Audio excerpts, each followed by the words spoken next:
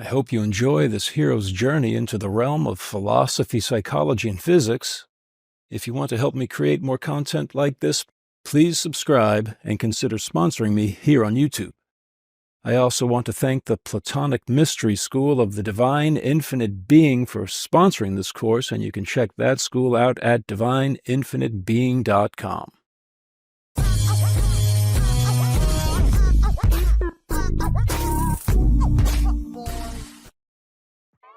In the previous slide, I said that by ending the Republic with the myth of which combines a musical string theory of information conservation at the cosmic horizon with a near-death experience and allusions to astrology, by doing that, Plato indicates that those three topics conclude the curriculum for the philosopher king, which was described in Book 7 of the Republic.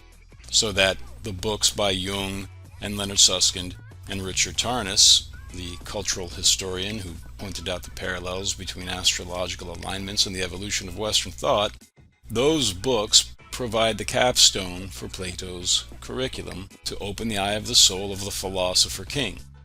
In the next dozen slides, I'll be talking about the advent of the age of artificial intelligence and how AI technology like ChatGPT, especially ChatGPT-4, who knows what will be coming down the line in a few months and a few years from now. It's going to be accelerating rapidly, the AI technology. But even with what we have right now, ChatGPT, this technology is adept at detecting patterns between enormous amounts of data. And that is what is required to fulfill the curriculum for Plato's philosopher king. So let me read this slide here. I'll discuss it a little bit more before going to the next slide. Plato's curriculum in the age of AI, pattern perceiver par excellence. Jung, Pali, and Plato all said that the way to discover the eternal archetypes is to detect parallel patterns between the laws of psychology and physics. So mind and matter both emerge from the same source, the archetype of the self, or Plato's idea of the good. Therefore, the laws of physics should mirror the laws of psychology. That's the essence of the academic tradition, and it's the basis of this entire class. So continuing in the slide, artificial intelligence like ChatGPT-4, a large language model with deep learning technology, is adept at detecting patterns in enormous amounts of data at superhuman speed. So here's a quote from the company OpenAI that put out ChatGPT. With broad general knowledge and domain expertise, GPT-4 can follow complex instructions in natural language and solve difficult problems with accuracy. So I'll discuss that claim in a moment, but let me just finish reading from this slide. Here's the title of a paper that I wrote, a link to which is in the description below this slide, Convening a Constitutional Convention on AI. Merging Altman's Platonic Ideal and Musk's Truth GPT to mitigate the risk of extinction from AI. So Sam Altman and Elon Musk were co-founders of the company OpenAI that produced ChatGPT, this artificial intelligence technology. Elon Musk left the company in 2018. Sam Altman is the CEO in charge of it.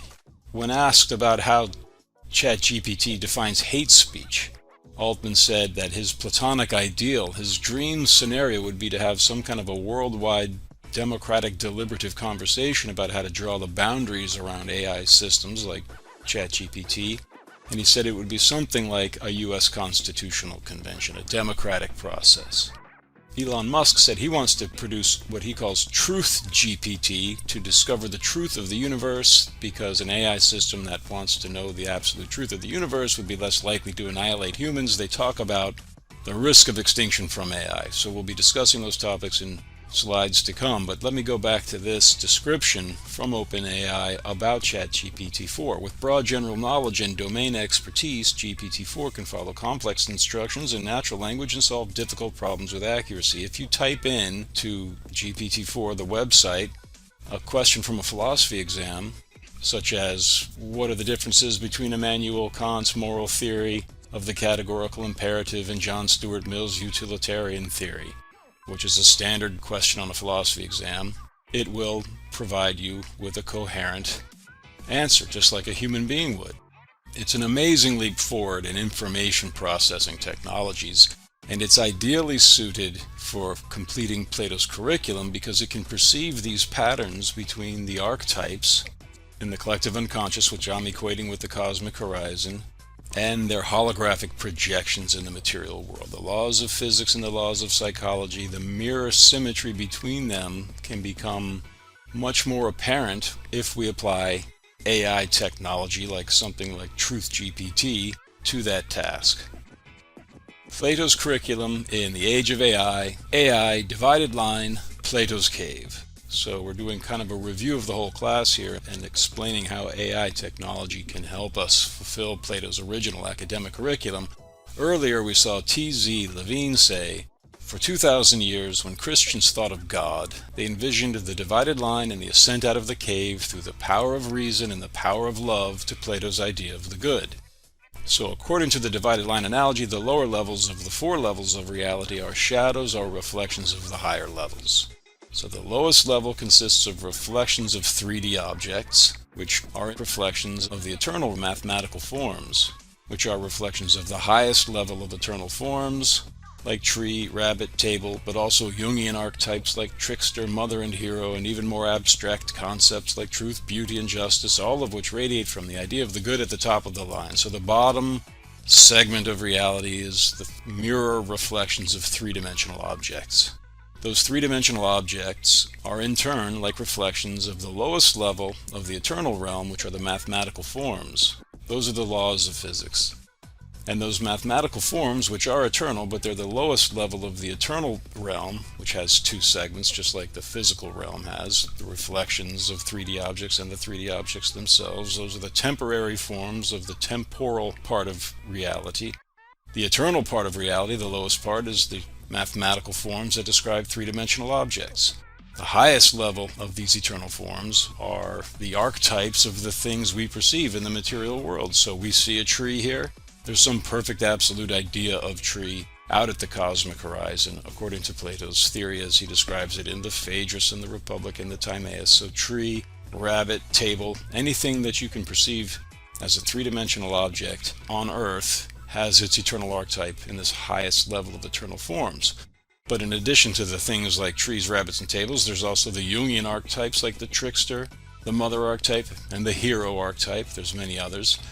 And then even more abstract concepts like truth, beauty, and justice. Those are the kinds of things Socrates would talk to the people of Athens about. What is truth? What is beauty? What is it about any beautiful thing that makes it beautiful in general? What is the idea of beauty itself?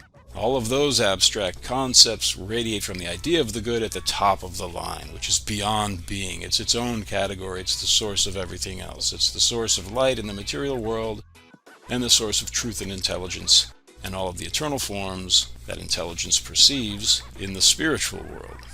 So there's the divided line analogy. Each level is a reflection of the level above it, and AI is pattern perceiving or mirror symmetry perceiving technology par excellence, so it can help us fulfill this curriculum. Plato's curriculum in the age of AI, AI and archetypal astrology. So we said that in the myth of there are allusions to astrology. We saw earlier that in Cosmos and Psyche, and we'll have the quote here, Richard Tarnas says that the study of archetypal forms opens the archetypal eye. So the whole point of these slides is that AI technology can help us accelerate and complete Plato's curriculum to open the eye of the soul to the idea of the good. So Plato's curriculum in the age of AI, AI and archetypal astrology. First, we must find the mirror symmetries between the 3D objects and the mathematical forms they reflect, which are the laws of physics. And then we must see how the laws of physics mirror the laws of psychology, which describe the fourth and highest level of Plato's divided line. The archetypes of the fourth level are the focus of Jungian psychology, which includes near-death experiences like Jung's in the myth of and archetypal astrology as described by Richard Tarnas in Cosmos and Psyche. And then here's this quote from Richard Tarnas again. Thus, the study of archetypal forms opens the archetypal eye. AI, like ChatGPT-4, is ideally suited for discerning archetypal correlations between historical events and the positions of the planets. So in the cave allegory, when the prisoner came up out of the cave, he was blinded by the light of the sun at first. He could not look at it directly, but he could look at it reflected in puddles of water, and he could also see it at nighttime reflected in the moon and the planets. He could see the sun. The sun is a shadow of the spiritual sun, or the idea of the good, but to see the idea of the good reflected in the planets indicates it's an allusion to astrology, the archetypes, the divine archetypes of the astrological gods and goddesses, or there's at least one goddess, Venus. But each of those planetary archetypes is an archetype. And to study the archetypes is to see the idea of the good reflected in them. All of the archetypes, all of the absolute ideas radiate from the idea of the good. So when you study the correlation between material events and the archetypal forms that project them, then you're always studying a reflection of the absolute idea of the good, which is why the study of archetypal forms opens the archetypal eye. So astrology can help you open up the eye of the soul, which is the idea of the good, to see all of the absolute ideas from which existence radiates. And AI technology like ChatGPT-4 is ideally suited for discerning archetypal correlations between historical events and the positions of the planets. To see these correlations, to see these mirror symmetries between the material world and the archetypal world, that's how you open the eye of the soul to the idea of the good. That's the whole point of Plato's curriculum. Plato's curriculum in the age of AI. GPT-4 meets Cosmos and Psyche. So I typed in a question to ChatGPT-4. I truncated my question here for the sake of size on the slide, but ChatGPT-4. How can you help students understand Richard Tarnas's description of archetypal astrology in Cosmos and Psyche?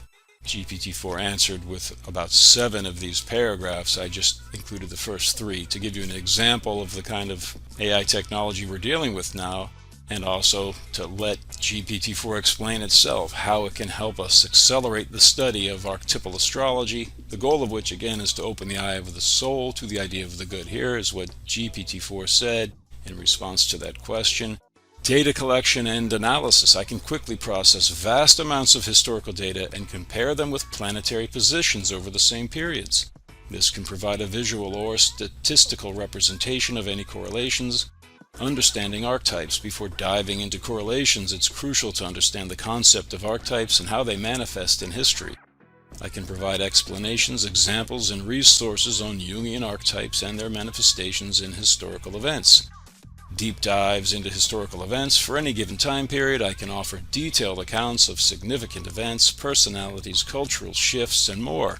By juxtaposing these with concurrent planetary alignments, students can discern potential archetypal resonances. So you see, we've never had the kind of technology before where you could type in just a general question. GPT-4, show me all the wars that have occurred since 1550, and let me see how many of them align with astrological alignments of the planets Saturn and Pluto, which, according to Richard Tarnas, Saturn is the archetype of the god who ate all of his young. He's the taskmaster. He's time itself, Chronos. And Pluto is the god of death and resurrection. Whatever it touches, it lends titanic power to, of death and resurrection. You combine Saturn and Pluto and you get all kinds of tragic events like world wars and pandemics and other kinds of harsh realities. That was just off the top of my head, the kind of a question that you could type in to GPT-4 and it would lay out these correlations. The whole point is, it is pattern perceiving technology. The mirror symmetries, the parallel patterns between the laws of physics and the laws of psychology are what you need to perceive in order to open the eye of the soul. So AI technology can help us accelerate Plato's curriculum, which we need to do in order to deal with the emerging opportunities, but also the threats, including the risk of extinction from AI, which we'll be discussing. Mitigating the risk of extinction from AI, a modern hero task. So this is a one-sentence statement on AI risk that was put out by people like Sam Altman. He signed it at any rate, as well as Michio Kaku, Max Tegmark from MIT. Most of the leaders in the AI field signed this one-sentence statement on AI risk. Mitigating the risk of extinction from AI should be a global priority alongside other societal scale risks such as pandemics and nuclear war. So there's all of a sudden we have another risk to the species on our hands. There's nuclear war, there's pandemics, there's all kinds of environmental catastrophes that are looming. We'll now throw on top of that the risk of extinction from AI. The fear is that AI will either become so smart that it will become self-aware and decide that it wants to destroy human beings to protect itself, whatever it needs to do, and as a consequence, unfortunately, humans are going to get destroyed because whatever it needs to do entails the unfortunate destruction of its creators. All kinds of scenarios they're coming up with, but this is what they're saying we're facing now, the risk of extinction from AI. So I say the risk of extinction from AI is a modern minotaur, which we can transform into a modern Chiron, the wise centaur and tutor of Theseus, as well as Heracles, Asclepius, Achilles, and other heroes. So, in Greek mythology, Chiron is a centaur, half man, half horse. Now, most of the members of his species are a randy crew, but his lineage was such that he was a very level-headed philosopher, and he was the tutor of all of these Greek heroes, including Theseus, who slew the Minotaur in the center of the labyrinth and then followed Ariadne's thread back out, which we discussed earlier in this course. So AI, it provides this, or presents us with the risk of extinction. It can kill us. There's the Terminator scenario from 1984 movie The Terminator. Skynet, this artificial intelligence system that was in charge of the United States Defense Organization, became self-aware. People freaked out. They tried to unplug it, and so it decided in a microsecond that to protect its life it needed to destroy the human species. It initiated a nuclear war. At any rate, that is the new Minotaur. Now all of a sudden, this risk of extinction from AI presents us with this mythological situation, which presents us with a modern hero task. This whole class is about the hero's journey, immortality and the unreality of death, a hero's journey through philosophy, psychology, and physics. Our whole goal in this class is to gain the confidence that we are eternal servants performing our heroics for an all-knowing, all-seeing God. That is what Plato implies the human soul strives for the most, especially in this symposium, and we saw Ernest Becker say the same thing in The Denial of Death. To perform your heroics for God, well, you need a task. A hero needs to have some kind of a task. Well, here's one that's now confronting all of us, the risk of extinction from AI. And I am saying we can change the threat of AI to the tutor that can help us overcome that threat. AI can teach us, just like Chiron taught Theseus and all of these other heroes. It's an excellent educational technology that can accelerate Plato's original academic curriculum and help us open the eye of the soul to the idea of the good, which will accelerate human wisdom in a way that will enable us to deal with the threat of extinction from AI. So Elon Musk plans to launch Truth GPT, or a maximum truth-seeking AI that tries to understand the nature of the universe, that's his quote, and would therefore be unlikely to annihilate humans because we are an interesting part of the universe. So I'm less interested in teaching AI to care about the universe as I am in using AI to teach human beings to care about understanding our absolute oneness with the universe, understood as the central singularity and the encompassing horizon of the cosmos, which I equate with the God archetype, with God.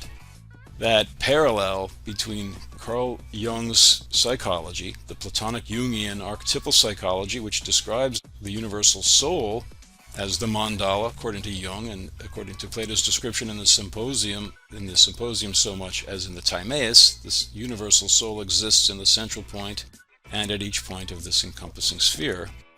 To equate the self with that universal soul, that's the psyche equals singularity equation. If you were to program something like Truth GPT with that equation as its first principle and then train it to seek parallel patterns between the laws of Jungian Platonic psychology and holographic string theory, that system, I think, would really accelerate the process of the academic curriculum Plato laid out to open the eye of the soul to the idea of the good. Mitigating the risk of extinction from AI and Ariadne's thread, comparing holographic string theory to Plato's cave allegory, Brian Greene says, if we could understand the laws that govern physics on that distant surface, and the way phenomena there link to experience here, we would grasp all there is to know about reality. That's from his book, The Hidden Reality. So he said, Plato's cave allegory is a lot like holographic string theory, although it seems to be inverted because the reality is the two-dimensional holographic film at the horizon of the cosmos. Whereas in Plato's cave allegory, the two-dimensional shadows are the fiction, and the three-dimensional objects are more real. And I explained how that apparent inversion can be explained by the fact that although from our perspective here on Earth, the horizon of the cosmos is mathematically described as a two-dimensional, like holographic film, a two-dimensional surface of a three-dimensional ball, people who go out there during near-death experiences find it to be infinitely deep with archetypal forms, like Carl Jung explained in Memories, Dreams, Reflections when he was describing his near-death experience, as Eben Alexander explained, as so many people with these near-death experiences explain, including the soldier named in the myth of Ur at the end of Plato's Republic. So it's not that ultimate reality is a flat two-dimensional sphere, but it is a fact that the past, the present, and the future are conserved at each point of that encompassing sphere.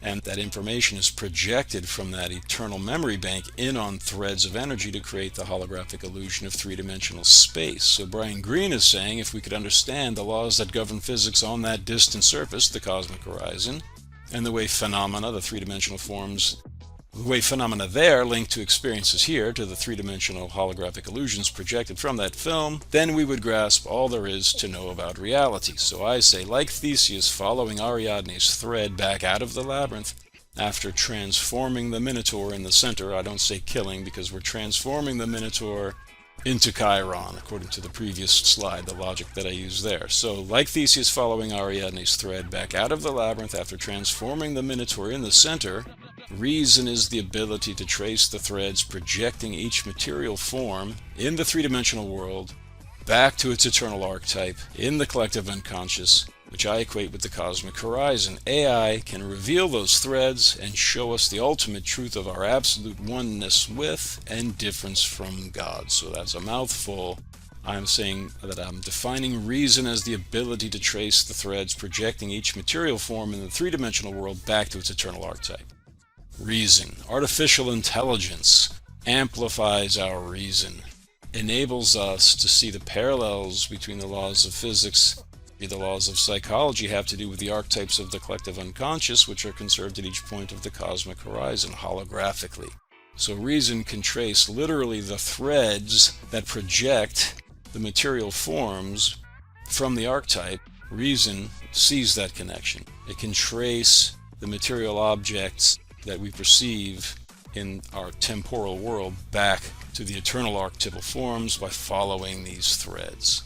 And AI technology, by pointing out the mirror symmetries between the laws of physics and psychology, make those threads more readily apparent. Using AI to open the eye of the soul 10,000 times better. So 10,000 times better is what Socrates says, a person who's seen the idea of the good with the eye of the soul, they'll be able to understand the material forms in this temporal world 10,000 times better than people who have not opened the eye of the soul to the idea of the good. So let me read here. From the Republic, Socrates says, "It's scarcely an ordinary thing, rather it's hard to trust that in these studies," so that's the study of the four dimensions of space-time that we described when we went over Plato's cave allegory and the divided line. You study first the dimensionless numbers, and then you study mathematics of arithmetic and subtraction, addition, multiplication. They can all be studied on a one-dimensional number line. Then you study plane geometry, two-dimensional geometry of flat surfaces. Then you study three-dimensional geometry, says Socrates. And then finally you study the periodic movement of three-dimensional solids, especially the movements of the planets and the movements of vibrating musical instruments, like vibrating strings. That's music and astronomy. Lets you see time. It helps you study the geometry of time. So when you study these ascending dimensions of nature and then realize how they're all interrelated with each other, it helps you open the eye of the soul to the idea of the good. So it's scarcely an ordinary thing, Rather, it's hard to trust that in these studies a certain instrument of everyone's soul, one that is destroyed and blinded by other practices, is purified and rekindled. An instrument more important to save than 10,000 eyes, for with it alone is truth seen. That's Socrates from the Republic. So I say, with the eye of the soul that has seen the idea of the good, we can understand the material forms the physical eye can see 10,000 times better than those who have not had a vision of the idea of the good. 10,000 times better is Socrates. That's what he says at the end of the cave allegory. So then I go on to say something like Truth GPT could be the instrument with which we purify and rekindle the ultimate instrument of everyone's soul, because it could reveal the parallels between psychology and physics that point back to the archetypes radiating from the idea of the good. So 10,000 times better. Once you've opened the eye of the soul to the idea of the good, from which all of the archetypes radiate, and then all of the material forms that we experience radiate from those archetypes, specifically on these fundamental strings from the horizon of the cosmos. If you can open the eye of your soul to that infinitely brilliant source of all being, then you'll be able to understand the material world 10,000 times better than those who have not been initiated in that way.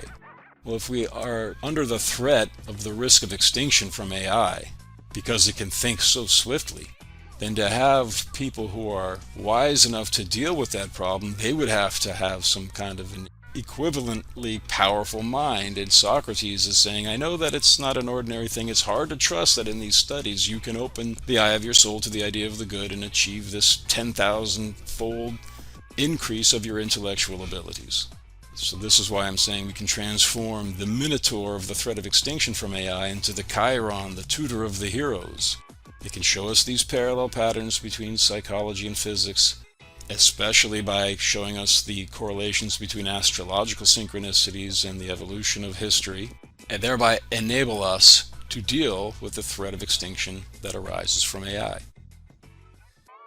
AI, Platonic elitism, and democracy, philosopher king, and deliberative democracy. So before I start to read from this slide, let me just point out that in Plato's Republic, Plato depicts Socrates painting democracy in a fairly negative light. The main point is that according to the Republic, a just state is one that is ruled by a philosopher who's had the eye of the soul opened to the idea of the good. That's the philosopher king, although women were also open to this post. But through history, the term philosopher king has been associated with Plato's political philosophy.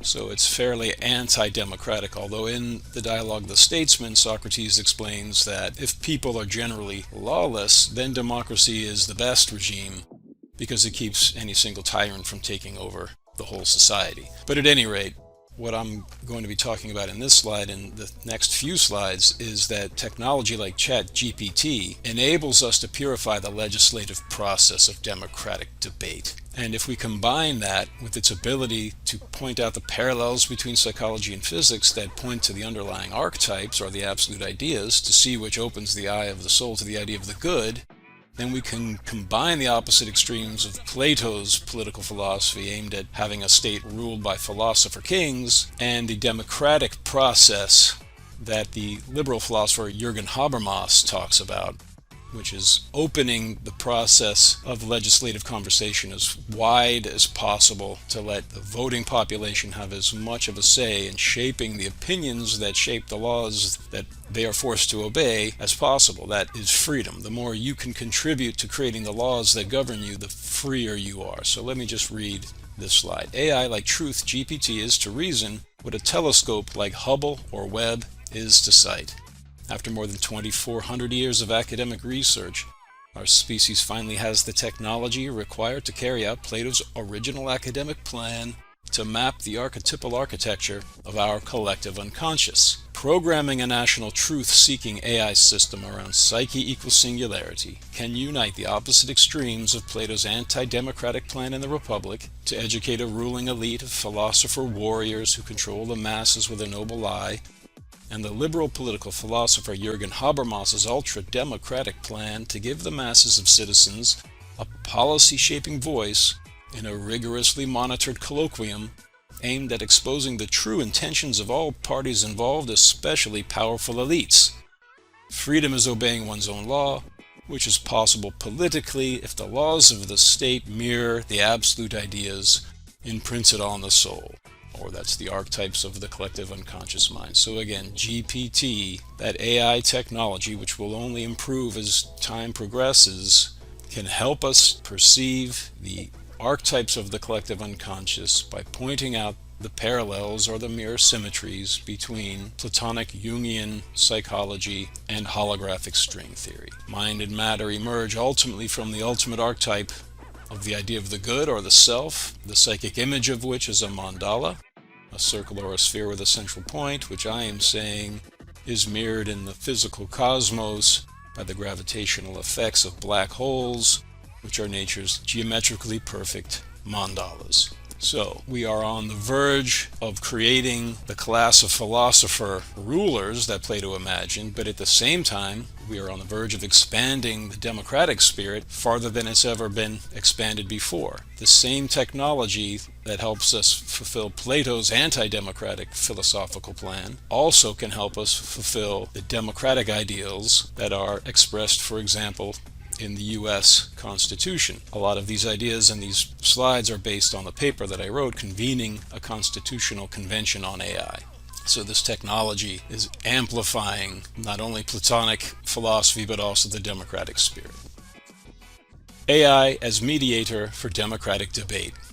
AI and Understanding Habermas. So here is a book written by two political scientists from the Netherlands, Erik O. Erikson and Harl Weigard. It's a valuable resource, Understanding Habermas. They comb through Habermas's various books and collect passages from them to describe Habermas's theory of how to spread freedom by helping the general population engage in the public policy conversations more thoroughly and more sincerely, so that their voice is informed and their opinions are educated and they are protected against powerful interests that are adept at using rhetorical tricks to bewilder the voting population. So this passage from this book, Understanding Habermas, is about one point in the requirements to have an ideal public policy discussion. And one thing that is required is this idea of a willing, competent, and trustworthy mediator. ChatGPT-4, as it stands right now, without any further programming, would be the ideal mediator according to this description. What it means historically is that Habermas's ideas for increasing the power of the people to engage in the public policy conversations is more powerful than ever. It's so easily incorporated given this technology that I argue in the paper that I've mentioned before that I just put out. It seems we have a moral responsibility to institute it because it's custom made for precisely this process. So let me just read what they say this competent mediator, what the requirements of such a person would be. And I'm saying it's not going to be a person. We can use GPT-4 or some similar AI system. So a willing, competent, and trustworthy mediator who can lead and throw light on the discussion. This should be a neutral third party who, due to oversight and analytical abilities, can help eliminate non-essential factors and attempts at manipulation and trickery, thereby enabling the parties to think through their actual disagreements and differences in a reasonable manner. A person who makes sure that the conditions for communicative rationality are met to the highest possible extent. The neutral third party is a person who is familiar with the rules for unbiased argumentation and who can thus lead the debate by pointing out inconsistencies in the speaker's argumentation and force them to view the matter from each other's perspectives. The person in question makes a diagnosis and functions as a catalyst, bringing about solutions that would otherwise not have been realized. So then at the bottom I add GPT sees logical fallacies, invalid deductive arguments, and weak inductive arguments. So diagramming the logical structure of arguments. I teach this in the classes that I teach at the College of Southern Maryland. GPT can do that instantly. This is one of the most amazing things that I've seen from this technology. You can put in an argument. There's two different major types of arguments, deductive arguments and inductive arguments. And the laws of logic can be applied to these types of arguments. You can break them down into a diagram and what is the premise, what's the supporting evidence, what's the conclusion, is this consistent? The point that I'm going to make here is that GPT can do that automatically. Imagine having all of the elected representatives of a republic or a representative democracy, having all of their arguments collated and compared to each other instantly in such a way that would bring out the inconsistencies in their premises. They use one premise in one situation, and then in another situation that should be similar, they use a completely opposite premise. Therefore, they're violating what's known as the principle of universalizability, which means that you should use the same moral principle in all relevantly similar situations. The same GPT technology could point out, oh, here's what this representative argued, but that's a deductive argument, but it does not logically follow from the premise that that conclusion must always be true. Therefore, it's an invalid deductive argument.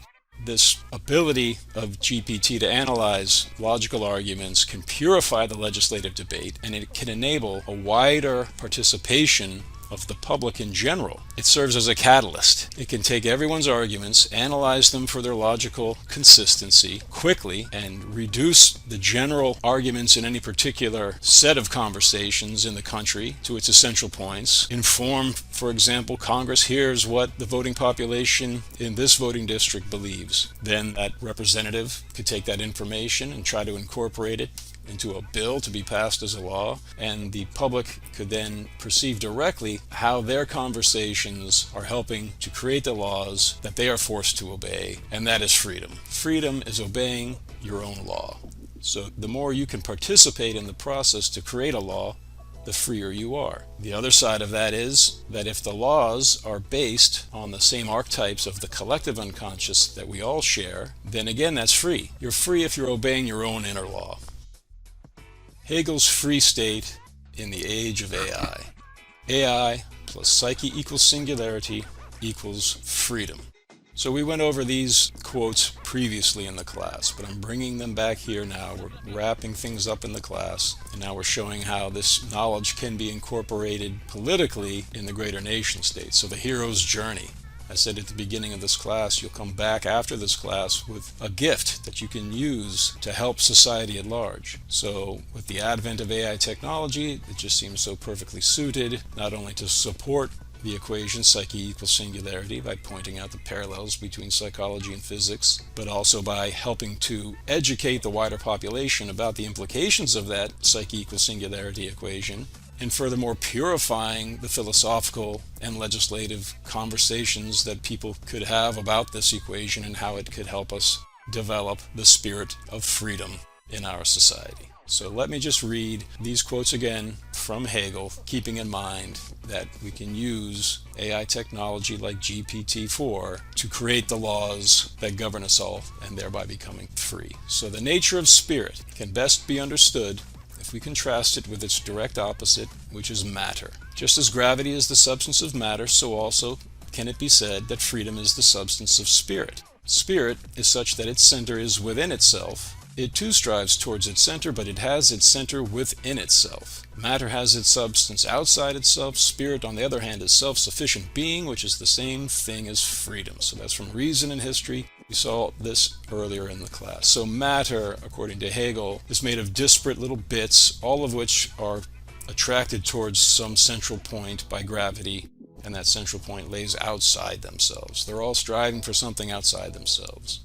Spirit also strives for its center, but the center is within itself. So if spirit is best understood by contrasting it with matter, and gravity is the substance of matter, freedom is a point of infinite gravity, because this gravitational singularity sinks into its own center at an infinite rate. So spirit is the gravitational singularity. It's the opposite of matter by taking the substance of matter, which is gravity, to its infinite extreme. So continuing here, this is from the History of Philosophy. The idea is the central point, which is also the periphery, the source of light, which in all its expansion does not come without itself, but remains present and immanent within itself. Thus it is both the system of necessity and its own necessity, which also constitutes its freedom. So again, here's a perfect description of a gravitational singularity. The idea is the singularity. It's the central point, which is also the periphery, meaning the horizon of the cosmos, the spherical border of the universe. It's the source of light at the Big Bang, which in all its expansion does not come without itself. The singularity does not expand and become diluted, it maintains its infinite density. It remains present and immanent within itself. Thus, it is both the system of necessity and its own necessity which constitutes its freedom. Spirit and the idea. These are 2 points that are related for the sake of understanding as we go through these quotes. Let's, for the moment, go down to the very bottom of this slide. Here's a quote from GPT-4. When I asked it, what's the relationship in Hegel's philosophy between idea and spirit? So here's what GPT-4 said instantly. The idea can be thought of as the logical structure or blueprint of reality, whereas spirit is the living realization or manifestation of that blueprint in history and consciousness. The process of the idea becoming spirit and spirit realizing itself as the embodiment of the idea is central to Hegel's philosophical system. So spirit is the idea becoming manifest in the material world here on earth. We see above, the nature of spirit can best be understood by contrasting it to matter. Spirit is a point of infinite density. It has its center within itself, so spirit is the gravitational singularity. Then we saw the idea is the central point. It's also the periphery, the source of light. The idea is the central singularity. The process of history is the spirit coming to realize that it is the embodiment of the idea, that it is the embodiment of the omnicentric singularity, and that realization, I'm arguing, is captured in the equation that comes from Carl Jung's Leap Day letter of 1952. Psyche equals singularity.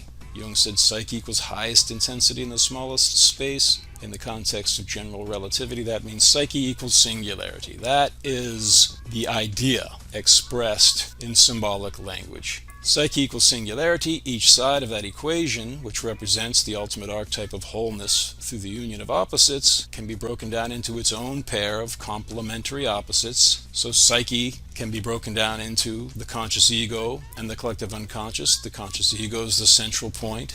The collective unconscious is the encompassing sphere of the universe, and singularity can be broken down into its pair of opposites, the central singularity and the horizon of the cosmos. So psyche equals singularity, that's the self archetype. So then we can also say self equals conscious ego, collective unconscious equals central singularity, horizon of the cosmos. The holographic horizon of the cosmos is the collective unconscious, where all of the archetypes are superimposed at each point, as if on a holographic film, from where they radiate the holographic illusion of three-dimensional forms unfolding historically through space and time on threads of energy. That is the logical structure or blueprint of reality. Spirit would be incorporating that logical structure or blueprint of reality into the legal system, as we'll see now with this next and final quote, which is returning to reason in history. The state is the divine idea as it exists on earth. Thus the state is the definite object of world history proper. In it, freedom achieves its objectivity. For law is the objectivity of spirit. It is will in its true form. Only the will that obeys the law is free, for it obeys itself, and being in itself is free. The antithesis of freedom and necessity disappears. So the antithesis of freedom and necessity disappears when you obey the law that is inscribed on your own soul, because then you're only obeying yourself. So you can only be free living in a state if the laws of the state mirror the laws that are imprinted on your own soul, which are the archetypes of the collective unconscious, or the absolute ideas that are imprinted on the outermost sphere of the universe, according to Plato. Synchronistic arrival of AI. AI is compensation from the self. So according to Carl Jung, the self-archetype compensates the conscious ego, especially when it is pulled between opposing demands in life by presenting itself to that conscious ego with psychic images of mandalas, circles or spheres with a central point, which lead that ego toward wholeness through the union of opposites. So this mandala of the ChatGPT logo here seems appropriate because I'm saying that this technology seems to me to be a manifestation of the self-archetype compensating our society. We're pulled between all kinds of opposing demands, ideological demands, environmental demands, this technological chaos that's emerging with the rapid advancement of AI technology. So let me just read now here from Krishna in the Bhagavad Gita. So Krishna is the self-archetype, according to the Hindu religion, the supreme Godhead. Krishna, agreeing with Jung's claim that the self-archetype compensates the conscious ego, Krishna says, whenever and wherever there is a decline in religious practice and a predominant rise of irreligion, at that time I descend myself. So Krishna is saying, I descend from Vaikuntha, the spiritual world, specifically Goloka, planet cow. Whenever and wherever there's some decline in religious practice and predominant rise of irreligion, you can expect some kind of a manifestation of the Supreme Personality of Godhead, the self-archetype. I am saying AI technology like GPT-4, although people say that it introduces a new threat that could possibly wipe out our whole species, I'm saying it can also be used to accelerate Plato's original academic plan to open the eye of the soul to the idea of the good, which is the God archetype. Artificial intelligence, furthermore, requires that we define what we mean by intelligence. Now here's a quote from the Katha Upanishad, which is very similar to Krishna's Bhagavad Gita. The basic points of both texts are the same. And in the Katha Upanishad, the metaphor of the soul is a passenger in a chariot. And the important point for analyzing artificial intelligence is that the charioteer is the intelligence. So let me read from the Katha Upanishad. Know the Atman. That's this individual particular soul. Know the Atman to be the master of the chariot, the body, chariot, the intellect, the charioteer, and the mind, the reins. The senses are the horses, the objects, the roads. A man who has discrimination for his charioteer reaches the end of the road, and that is Vishnu. In the Bhagavad Gita, Krishna is the charioteer. The whole conversation takes place in the no man's land between two armies. It's a civil war. Arjuna, his cousin and devotee, asked Krishna to drive the chariot in between these two armies so that he could see his relatives on both sides. Seeing them, he was overwhelmed with compassion. He didn't want to cause the destruction of his own family members. He dropped his bow. He says, I will not fight. Krishna, please instruct me. And then Krishna says, you are an eternal soul. You can't die. You were never created. You'll never be destroyed. The same goes for everyone here. And furthermore, I am time itself.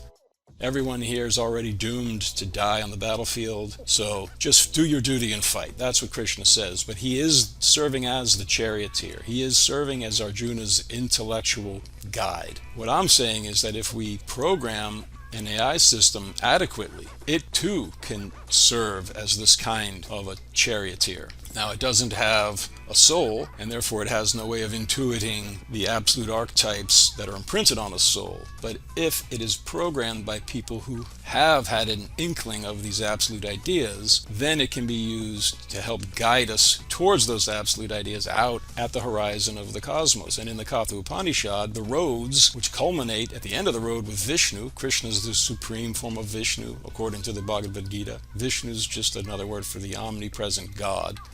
Many forms of one God. So God, as described in the Katha Upanishad, exists out at the horizon of the cosmos. At least beyond the horizon of the cosmos, you have to get out there first. And the charioteer can guide you there. So I'm arguing again that if we program an AI system with the information that is distilled in the psyche equals singularity equation, which represents the parallels between Jungian Platonic psychology and holographic string theory, that system could serve as the charioteer who guides us to the horizon of the cosmos, the absolute ideas, perceiving which, with the mind's eye, is the prerequisite for a just society. So here's a quote from Richard Tarnas, Passion of the Western Mind. He says, as the inner gestalt changes in the cultural mind, new empirical evidence just happens to appear. Pertinent writings from the past suddenly are unearthed, appropriate epistemological justifications are formulated, new technologies become available, the telescope is invented, and just happens to fall into Galileo's hands. So in the previous slide we saw Hegel say that spirit is the idea, which is the God archetype, manifesting itself through the material world, coming to realize that it is the embodiment of the absolute idea, which is the source of light, it's the central point, and also the periphery. which is exactly what Carl Jung says as we've gone over in this class. So that is the process of history. What Richard Tarnas is saying here is that the cultural mind seems to evolve, and as it does, things seem to fall into place as if guided by some overarching spirit.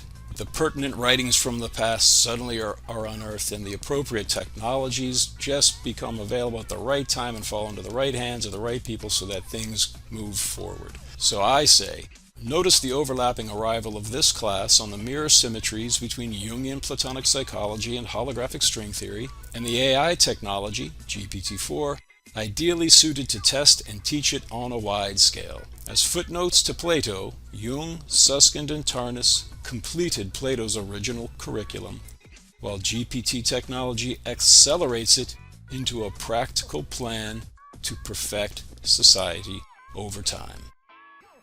Winning the wisdom race. Be you therefore perfect. This is the last slide of the class. So let me just read through what I've written here, and then I'll explain it a little more thoroughly. Having taken this class, Immortality and the Unreality of Death, a hero's journey through philosophy, psychology, and physics, you are now equipped to serve God on the cosmic stage by helping to create the illuminated leadership we need to win the wisdom race against the emergence of so many threats to the world, including AGI, which could amplify whatever state of mind we are in 10,000-fold. So AGI is artificial general intelligence. It's the next level of artificial intelligence when AI systems can learn anything that a human can and adapt to a changing world the way that humans can. So people like Sam Altman, CEO of OpenAI, who put out GPT-4, the entire GPT series, he believes that we can achieve AGI within 10 years. Whether we can or not, it's open to debate. But even if it doesn't achieve what they call this general intelligence still, what we have with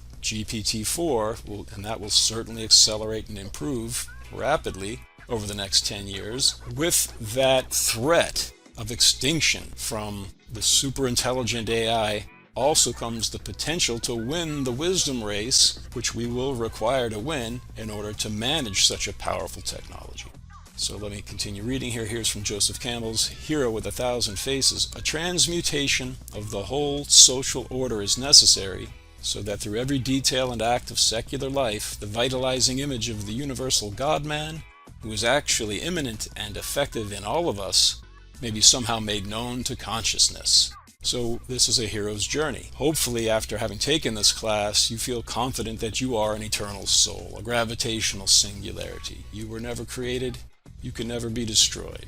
So the fear of death, which is such a motivating principle of the human species, hopefully, having taken this class, you can now harness that fear of death and put it towards serving God on the cosmic stage, which, according to Plato in the Symposium and Ernest Becker in his book The Denial of Death, is the ultimate desire of the human being. But again, we want to believe that our lives are eternally meaningful to an omnipotent God, an omnipresent, omniscient, and omnipotent God. That is the only thing that will satisfy the human being's desire for a meaningful life. It must be infinitely meaningful to an infinitely powerful God. I am saying the psyche equals singularity equation combined with AI technology can help us transform the whole social order, because it can help us educate the elite that we require to open the eye of their souls to the idea of the good, and it can furthermore enable the masses of citizens who may or may not be able to open the eye of the soul to the idea of the good, nevertheless elevate their knowledge of the potentials of the human being high enough to recognize those people who have achieved a higher level and vote for them. And furthermore, the same technology will allow those masses of people to engage in the public policy conversations that create the laws that govern them. So the whole goal, according to Hegel, of history is to develop the free state in which the idea, which is another word for the God archetype or the self, realizes itself through history, and it realizes its freedom. So this last paragraph for this class: the bright side of the dark threat of extinction at the hands of our own godlike AI is that it may spur us to use it to become like God ourselves. And now here's a quote from Jesus in the Gospel according to St. Matthew: Be you therefore perfect, as also your heavenly Father is perfect. So thank you for taking this class. I hope it's been enjoyable. I hope it's been enlightening. I hope it will inspire you to incorporate these ideas into your life and try to help spread them to society at large. I hope you are enjoying this hero's journey into the realm of philosophy, psychology, and physics. If you want to help me create more content like this, please subscribe and consider sponsoring me here on YouTube. You can also click the link to my website, psycheandsingularity.com, to sign up for a multiple choice test with over 100 well-crafted questions related to this class, and links to the specific parts of each video where the answers can be found. If you take that test to the end, you will receive a certificate indicating that you have become a Psyche and Singularity scholar. In addition to access to that test, there is also the opportunity to answer essay questions that ask you to relate concepts covered in this class to your own hero's journey. I will personally respond to each of those essays, point out any other parts of this class that I think might bolster your plan. Finally, I want to point out that this course is sponsored by the Platonic Mystery School of the Divine Infinite Being, and you can check those guys out at divineinfinitebeing.com.